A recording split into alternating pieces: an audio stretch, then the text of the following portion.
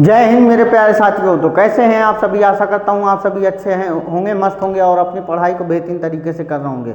मैं अमित सिंह एक बार फिर से आप सभी का स्वागत करता हूं बेटा अपने प्यार से YouTube channel UP board with Amit sir में। तो बच्चों, आज हम लोग रोज की तरह अपने 20 क्वेश्चन की प्रैक्टिस सेट को करने जा रहे हैं, जो आज हमारा बेटा 2025 का, आज हम लोग 2025 का सेट नंबर 2 करने जा रहे हैं बेटा। सेट नंबर 2 करने जा रहे हैं। अभी तक हमने सेट 1 को कंप्लीट कर लिया। अब आज हम लोग सेट 2 करने जा रहे हैं, जो विज्ञान विषय का होने वाला है। इसमें 20 MCQ क्वेश्चन की डेली प्रैक्टिस सेट करवाई जा रही है बेटा। आपको 20 क्वेश्चन डेली करवाए जा रहे हैं, जो कि आपको आने वाले बोर्ड एग्जाम में बहुत प्रभावी रूप से आपको दिखाई देंगे। ठीक है, आपको इसका बेनिफिट पूरा मिलने वाला है। तो जितने भी बच्चे नए हैं चैनल पे, वो सब्सक्राइब जरूर कर दें और बेल आइकन को दबा के रखें, ताकि इस प्रकार का जैसे ही वीडियो आपके पास आए उसका नोटिफिकेशन आपको मिल जाए। ठीक है, तो हम लोग सेशन को आगे बढ़ाते बिना देरी करते हुए बेटा, तो कह रहा है श्वेत प्रकाश की एक कांच की किरण बने त्रिभुजाकार पृष्ठ से गुजरती है तो सबसे अधिक विक्षेपण किस रंग का होता है बेटा? तो सबसे अधिक विक्षेपण जो होता है बेटा, वो बैगनी रंग का होता है। किसका होता है सर? बैगनी रंग का होता है। क्यों होता है बैगनी रंग का? क्योंकि बैगनी रंग की जो बेटा तरंग दैर्घ्य होती है, जो बैगनी रंग की तरंग दैर्घ्य होती है वो सबसे कम होती है। सर, बैगनी रंग की तरंग दैर्घ्य सबसे कम होती है, पहली बात। ठीक है, सबसे कम होती है। ठीक है, उसके बाद लाल रंग का तरंग दैर्घ्य सबसे अधिक होता है बेटा। लाल रंग का तरंग दैर्घ्य, ठीक है, ध्यान रखना, लाल रंग का तरंग दैर्घ्य सबसे अधिक होता है, सबसे अधिक होता है। ठीक है, उसके बाद बेटा देखना, इसीलिए इसका सिग्नल में यूज किया जाता है। जो सिग्नल बनाए जाते हैं, रोड सिग्नल बनाए जाते हैं, उनमें इनका यूज किया जाता है, क्योंकि लाल रंग दूर से दिखाई पड़ता है, क्योंकि बेटा उसका विक्षेपण कम होता है और उसकी तरंगदैर्घ्य अधिक होती है, इसलिए वो दूर से दिखाई पड़ता है। अच्छा, एक चीज़ और आपने देखा होगा, नोटिस किया होगा। ठीक है, मान लो एक ये त्रिभुजाकार प्रिज्म है, तो इसमें एक कोई प्रकाश की किरण ऐसे प्रवेश करती है, श्वेत प्रकाश की किरण, तो ये अपने कई रंगों में विभाजित हो जाती है, जिसको हम कहते हैं बेटा VIBGYOR।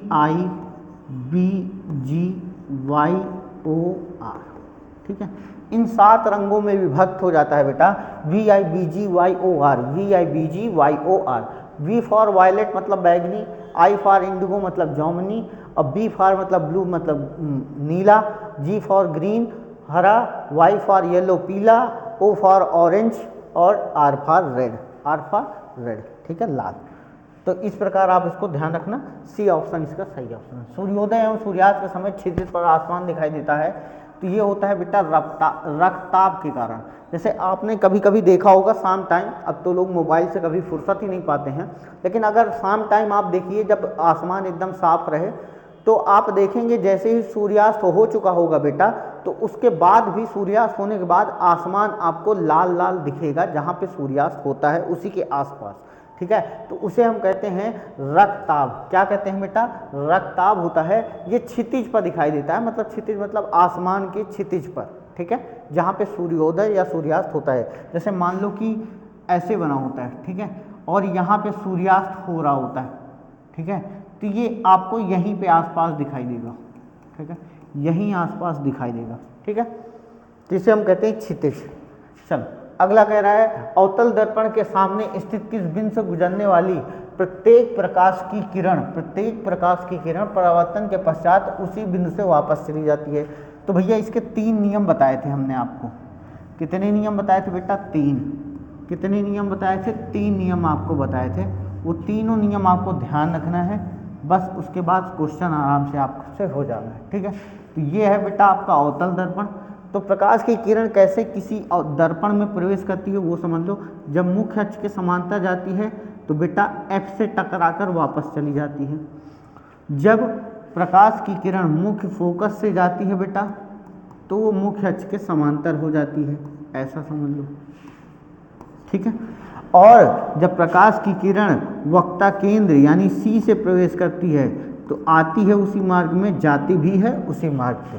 तो कौन सा ऑप्शन हो जाएगा? दर्पण का वक्ता केंद्र यानी सी ऑप्शन। दर्पण का वक्ता केंद्र मतलब सी ऑप्शन बेटा इसका राइट ऑप्शन है। C option is the right option. चलो अगला सवाल कह रहा है किसी वस्तु का सीधा आभासी वस्तु से छोटा प्रतिबिंब देखने के लिए कौन से लेंस का यूज किया जाएगा? अरे यार आफत करके रखी। ठीक है, तो ये हो जाएगा बेटा, उत्तल लेंस का यूज किया जाता है किसमें? आपका सीधा आभासी वस्तु का छोटा प्रतिबिंब देखने के लिए, क्योंकि अवतल लेंस का यूज बड़ी वस्तुओं को यानी बड़ी वस्तुओं को देखने के लिए किया जाता है, बड़ा करके देखने के लिए। ठीक है, तो अब इसी का यूज किया जाता है बेटा दूर दृष्टि दोष के निवारण में। किसमें यूज किया जाता है? दूर दृष्टि दोष के निवारण में भी उत्तल लेंस का यूज किया जाता है। अच्छा, यही लेंस मानव नेत्र में भी होता है। कहाँ होता है? मानव नेत्र में भी यह लेंस पाया जाता है बेटा, ध्यान रखना। अवतल लेंस की बात करेंगे तो अवतल लेंस का किस में होता है बेटा? निकट दृष्टि दोष में निवारण में किया जाता है। निकट दृष्टि दोष के निवारण में किया जाता है। ठीक है, निकट दृष्टि दोष के निवारण में। समतल दर्पण, तो समतल दर्पण की आवर्धन क्षमता बता दो जरा मुझे। समतल दर्पण की आवर्धन क्षमता बता दो भाई। तो समतल दर्पण की जो आवर्धन क्षमता होती है वो बेटा +1 होती है। क्या होती है? +1 होती है, ध्यान रखना। चलो आगे चलो। कह रहा है एक विद्युत परिपथ में बहने वाली विद्युत धारा की इकाई क्या होती है बेटा? एम्पियर होती है। क्या होती है? एम्पियर होती है। ठीक है, तो V बराबर IR है ना, ओम का नियम। इसे ही हम कहते हैं बेटा ओम का नियम कहते हैं। क्या कहते हैं? ओम का नियम कहते हैं। अच्छा, ओम किसका मात्रक होता है बेटा? तो प्रतिरोध का मात्रक होता है। किसका मात्रक होता है? प्रतिरोध का मात्रक होता है। ठीक है, वाट किसका मात्रक होता है बेटा? तो शक्ति का मात्रक होता है वाट। शक्ति का मात्रक होता है वाट। एक सेकंड बेटा। ठीक है, शक्ति का मात्रक होता है बेटा वाट। और एक हार्स पावर में 746 वाट होते हैं। एक हार्स पावर में 746 वाट होते हैं। ठीक है, ध्यान रखना। वोल्ट किसका मात्रक होता है बेटा? तो विभवांतर का मात्रक वोल्ट होता है। विभवांतर का मात्रक वोल्ट होता है। ठीक है, ध्यान रखना। चल, और क्या बता सकते हो? और कुछ नहीं। चल,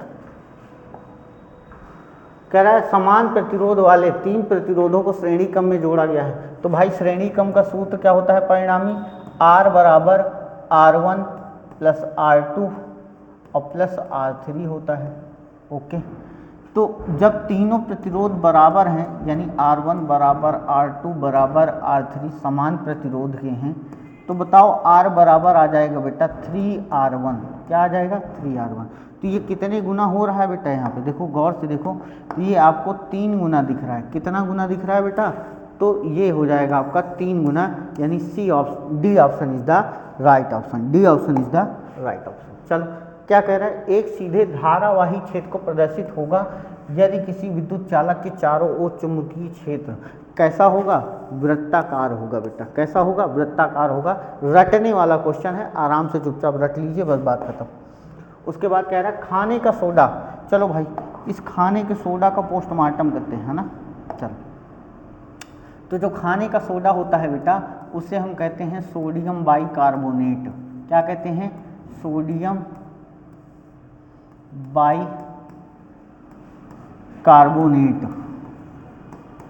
ठीक है, कार्बोनेट वाइट कलर का पाउडर होता है। इसका सूत्र होता है NaHCO3। ठीक है, ध्यान रखना। बी ऑप्शन इसका राइट ऑप्शन है। लेकिन ए ऑप्शन में जो लिखा हुआ है बेटा, ये क्या है? तो ये है बेटा धावन सोडा का सूत्र। धावन सोडा। ठीक है, इसे ही हम कहते हैं वॉशिंग पाउडर। NaCl को क्या कहते हैं बेटा? Sodium chloride. Sodium chloride. Sodium chloride कहते हैं। इसे ही हम कहते हैं साधारण नमक, देश का नमक, टाटा नमक, है ना। तो इसे हम कहते हैं बेटा साधारण नमक। अब जरा हमको एक क्वेश्चन बता दो भाई, आप लोग फिटकरी का सूत्र बता दो जरा। आप लोग कमेंट्स में जाइए, जिन जिन बच्चों को फिटकरी का सूत्र पता है वीडियो को पॉज करिए, जरा कमेंट्स में हमको बताइए फिटकरी का सूत्र क्या होगा। तो फिटकरी का सूत्र क्या होगा भाई? तो फिटकरी का सूत्र होगा K2SO4 इंटू Al2SO4 का होल थ्राइस इंटू 24H2O। ये हो जाएगा आपका फिटकरी का सूत्र। क्या हो जाएगा? फिटकरी का सूत्र याद रखना, K2SO4 इंटू Al2SO4 का होल थ्राइस इंटू 24H2O। तो ये हो गया आपका फिटकरी का सूत्र। ठीक है, ध्यान रखना। उसके बाद क्या कहते हैं बेटा, ब्यूटेनोन का क्रियात्मक समूह है। तो ब्यूटेनोन का क्रियात्मक समूह बताना है तो भैया ये किसका होता है बेटा? एल्डिहाइड होता है। क्या होता है? एल्डिहाइड होता है। एल्डिहाइड होता है। इसमें लास्ट में क्या आता है बेटा? अल आता है। इसमें लास्ट में क्या लिखा जाता है? अल। तो ये क्या होता है? एल्कोहल होता है बेटा। क्या होता है? एल्कोहल। इसमें लास्ट में क्या आता है बेटा? ऑल आता है। ठीक है, अब ये क्या होता है बेटा? कार्बोक्सिलिक अम्ल होता है। कार्बोक्सिलिक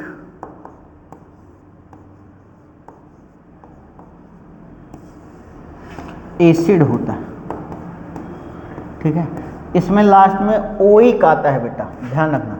इसमें लास्ट में ओइक आता है, ओइक। अच्छा, इसमें क्या आएगा भैया? ये कीटोन समूह होता है बेटा, कीटोन।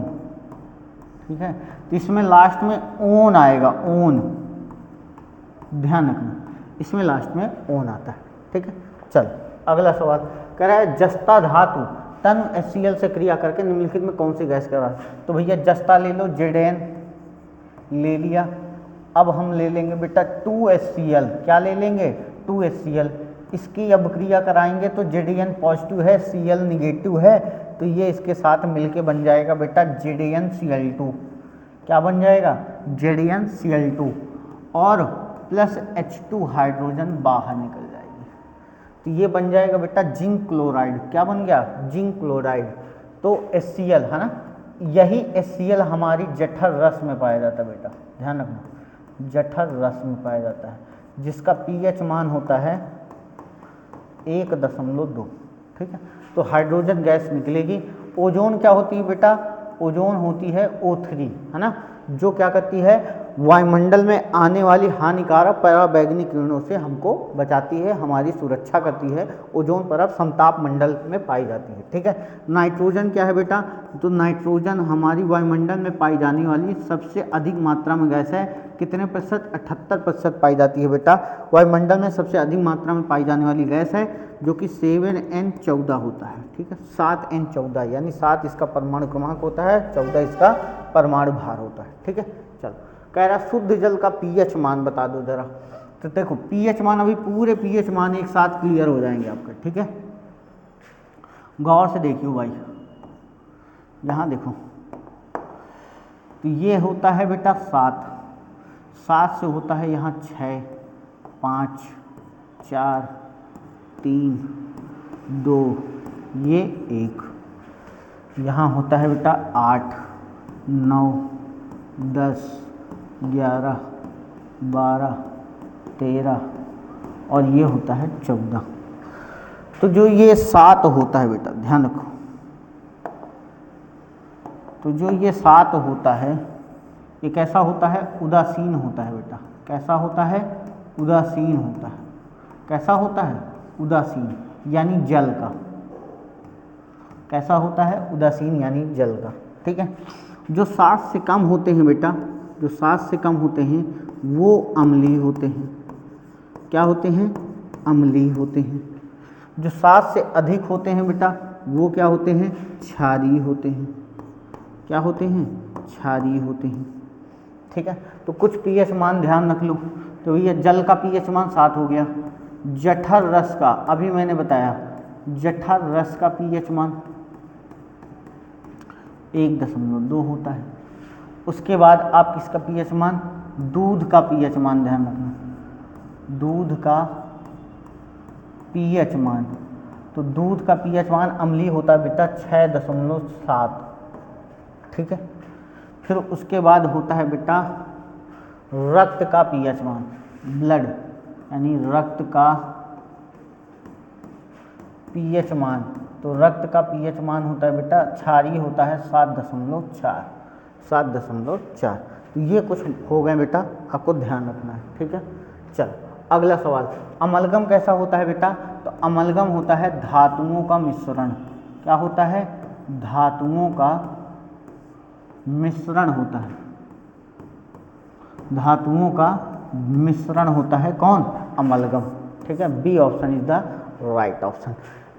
उपधातु क्या है? जैसे एंटीमनी, एंटीमनी, आप ध्यान रखना इस धातु को, ये है उपधातु। यौगिक क्या है? जब दो या दो से अधिक वस्तुएं आपस में मिलकर एक कंपाउंड बना, मतलब आपस में संयोजित होती हैं, तो उसे हम कहते हैं यौगिक। जब दो या दो से अधिक भिन्न भिन्न पदार्थ जो आपस में मिले ना, उन्हें हम कहते हैं मिश्रण, ठीक है। विषमांगी मिश्रण है जैसे। निम्नलिखित में से कौन सा हाइड्रोजन एल्कीन है? तो मीथेन क्या होता है बेटा? CH4 होता है। इसे ही हम कहते हैं मार्स गैस। क्या कहते हैं बेटा? मार्स गैस कहते हैं। यही गैस कैसी होती है बेटा? ज्वलनशील होते, ज्वलनशील होती है, ठीक है। इसे ही हम बेटा बायोगैस कहते हैं, बायोगैस कहते हैं। एथेन क्या होता है? एथेन का सूत्र बेटा, तो ये होता है C2H5 होता है एथेन का, ठीक है। एथिलीन क्या होती है बेटा? यही एल्कीन समूह की होती है एथिलीन। ये क्या होता है? फलों को पकाने में यूज किया जाता है, फलों को पकाने में उपयोग किया जाता है, फलों को पकाने में उपयोग किया जाता है, ध्यान रखना भाई। चलो अगला सवाल कह रहा है द्विविखंडन विधि द्वारा जनन होता है। तो द्विविखंडन विधि द्वारा जनन पैरामीशियम में होता है, अमीबा में होता है, युगलीना में होता है। तो इसमें D option is the right option, D option is the right option हो जाएगा भैया, डी ऑप्शन इसका एकदम करेक्ट आंसर। चलो आगे देखो। अच्छा यहीं पे देख लो, हाइड्रा में जो जनन होता है वो किससे होता है? हाइड्रा में जो जनन होता है जरा बताओ वो किससे होता है? और प्लेनेरिया में किससे होता है? प्लेनेरिया, ठीक है, ध्यान रखना। जरा बताओ प्लेनेरिया में किससे होगा, हाइड्रा में किससे होगा? तो हाइड्रा में होगा बेटा मुकुलन द्वारा, ध्यान रखना, पूछा जाता है सब एग्जाम में, मुकुलन द्वारा। अब प्लेनेरिया में होगा बेटा पुनरुद्ध भवन द्वारा, पुनरुद्ध भवन द्वारा, ठीक है, ध्यान रखना। चल अगला सवाल कह रहा है आलिंद व निलय मानव के किस अंग के भाग हैं? तो भैया ये हो गया मानव का हार्ट, है ना, ये हमारा तुम्हारा दिल, दिल है क्यों। चल कोई बात नहीं। देखो इधर, अब जो मानव हृदय होता है बेटा वो 4 चैम्बर में बटा होता है, यानी 4 भागों में बटा होता है। सबसे पहली बात तो आपको ये ध्यान रखनी, ये वाला होता है बेटा दायां आलिंद, ठीक है, और ये होता है बेटा दायां निलय,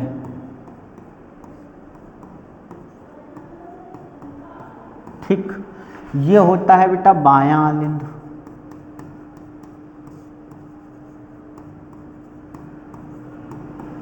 और ये होता है बेटा बायां निलय,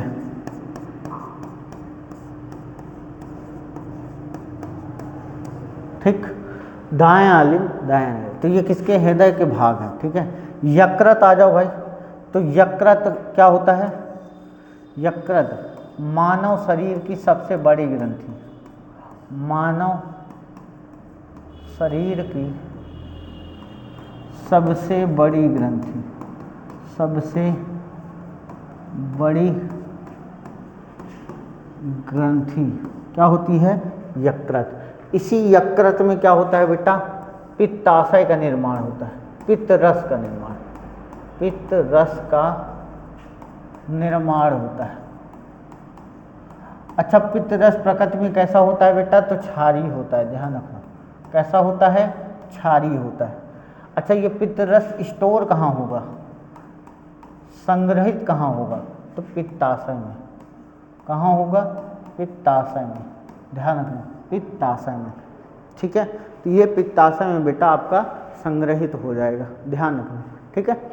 उसके बाद क्या होगा भाई, आ जाओ वृक्क। वृक्क की कुछ बात समझ लो भाई, वृक्क यानी किडनी, वृक्क की बात कुछ समझ लो, तेरी मेरी कहानी। चलो, वृक्क पहला तो सेम के बीज के आकार का होता है, सबको पता है। दूसरा, एक जोड़ी मनुष्य में पाई जाती है। बाय द वे, एक खराब हो जाए तो दूसरे से काम हो जाता है। इसी वृक्क में पथरी हो जाती है। क्या हो जाती है? पथरी, है ना, स्टोन, स्टोन हो जाता है, छोटे छोटे स्टोन हो जाते हैं। उसके बाद इस वृक्क का काम क्या होता है? रक्त को छानना, रक्त को छानना।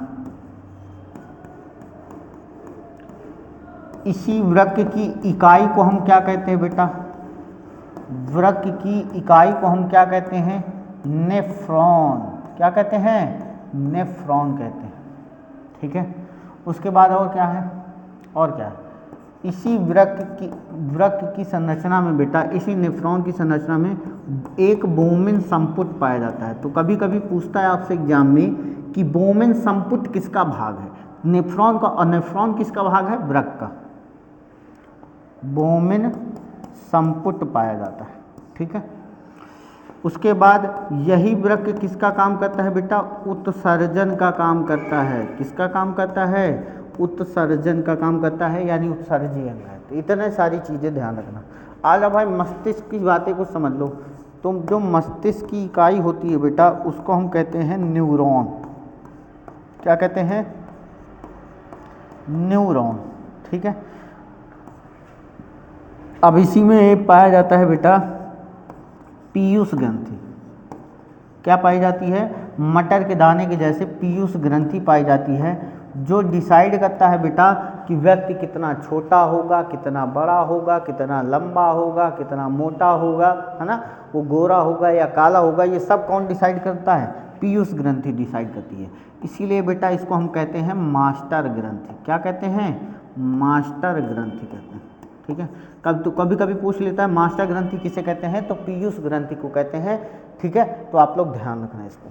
चलो अगला सवाल कह रहा है निम्नलिखित में से कौन सा पादप हार्मोन नहीं है बेटा? हमसे नहीं है पूछा है। तो ऑक्सिन है, जिब्रेलिन है, साइटोकाइनिन है, कौन सा नहीं है? तो इंसुलिन नहीं है। तो इंसुलिन हार्मोन किस में पाया जाता है बेटा? तो जंतु हार्मोन में पाया जाता है, जंतुओं में पाया जाता है। जंतुओं में कहाँ पाया जाता है? तो बेटा अग्नाशय में पाया जाता है।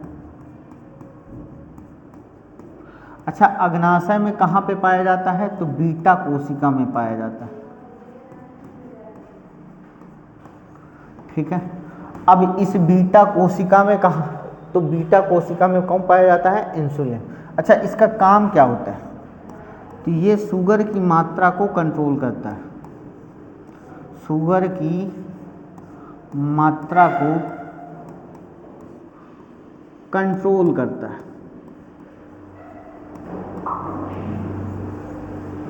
ठीक है। अगर ये कंट्रोल ना करे या इंसुलिन का हार्मोन कम हो जाए तो इसकी कमी से कौन सा रोग होगा? तो इसकी कमी से बेटा आपको डायबिटीज नामक रोग हो जाएगा। डायबिटीज नामक आपको बीमारी, जिसे वो आप गाँव में कहते हैं शुगर होगा, है ना, यानी ना शुगर होगा हमका भाई। तो शुगर, तो ये शुगर का, अच्छा इसका शुगर नॉर्मल कितना होता है बेटा? तो ये नॉर्मल होता है 120 से 140 के बीच में। जितने भी लोगों का है वो उनको नॉर्मल होता है, ठीक है, वो नॉर्मल रेंज होती है, ठीक है। खाली पेट 80 से 110 होता है, ठीक है। ऑक्सिन क्या करता है? ये पौधे के तने के भाग में वृद्धि करता है, पौधे के तने में वृद्धि करता है, और यही जड़ों में भी पाया जाता है, पौधे की जड़ में भी पाया जाता है। जिब्रेलिन क्या करता है? ये इसकी पार्श्वी वृद्धि करता है, ठीक है।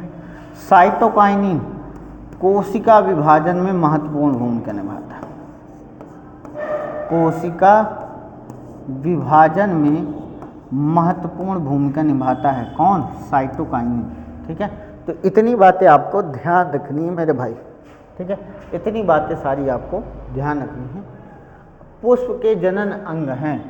तो जो देखो, जो पुष्प का जो नर जननांग होता है, नर जननांग होता है, उसे हम कहते हैं बेटा पुंकेसर। क्या कहते हैं? पुंकेसर। और जो पुष्प का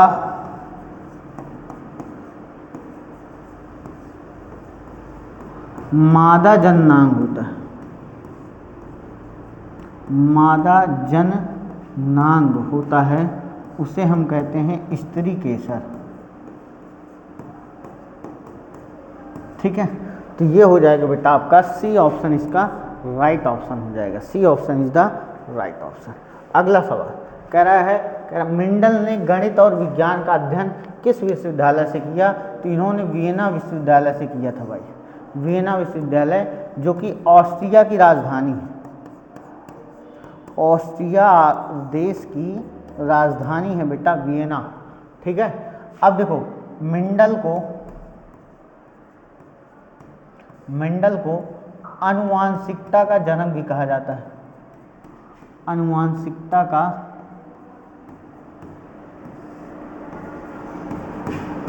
जनक कहा जाता है।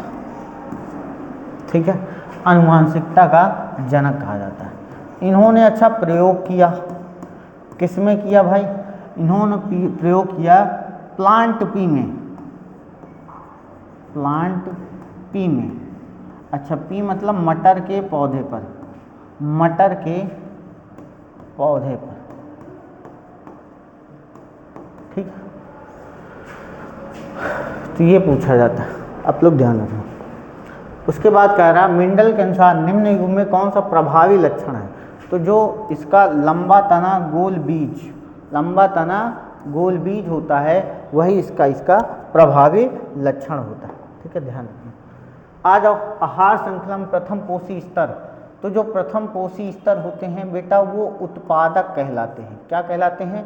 उत्पादक। और जो इन उत्पादक का सेवन करते हैं, जो इन उत्पादक पर निर्भर करते हैं, उन्हें हम कहते हैं बेटा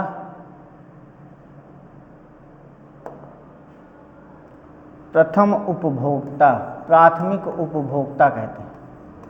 क्या कहते हैं? प्राथमिक उपभोक्ता,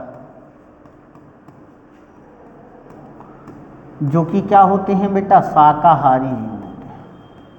कैसे होते हैं? शाकाहारी जीव होते हैं। जैसे कौन है? टिड्डा, बकरी और खरगोश, ये सब। ठीक है, जो प्राथमिक उपभोक्ता का सेवन करते हैं उन्हें हम कहते हैं बेटा द्वितीयक उपभोक्ता। द्वितीयक उपभोक्ता कहते हैं। ये क्या होते हैं बेटा? मांसाहारी होते हैं, मांसाहारी जीव होते हैं। ठीक है, इस मांसाहारी जीव में कौन कौन आता है भाई? इस मांसाहारी जीव में आता है भेड़िया। ठीक है, उसके बाद कौन आएगा? कुत्ता। कुत्ता भी मांसाहारी है, बट ये सर्वाहारी में गिना जाता है। ठीक, बिल्ली हो गया, है ना। और इन द्वितीयक को भी जो खा जाए उन्हें हम कहते हैं तृतीयक उपभोक्ता। और ये भी मांसाहारी होते हैं, लेकिन ये सर्वोच्च की श्रेणी में आते हैं, सर्वोच्च की श्रेणी में। ठीक है, इनको खाने वाला कोई नहीं, मतलब ऐसा समझ लो। जैसे शेर को खाने वाला कौन है भाई? शेर हो गया, बाज हो गया, है ना, बाज हो गया। ठीक है, तो इस प्रकार बेटा ये होता है। ठीक है, ध्यान रखना इसको एकदम आराम से। ठीक है, तो हम लोगों ने बेटा बहुत बेहतरीन तरीके से इस 20 क्वेश्चन को धड़ल्ले से उड़ाया, है ना। गारंटी बेटा इन क्वेश्चन को आप करते चलिए, आपको एक दिन इसका फ़ायदा बहुत तगड़े तरीके से दिखाएगा, जो आपको बोर्ड एग्जाम में 20/20 मार्क्स दिलाने में पूरे तरीके से मदद करता रहेगा। ठीक है, तो हम लोग बेटा मिलते हैं आपसे नेक्स्ट वीडियो में। आप लोग इसी तरह चैनल को सपोर्ट करते रहिए, अपना प्यार देते रहिए। तो आप लोग से मिलते हैं बेटा जल्द ही नेक्स्ट वीडियो में। जय हिंद।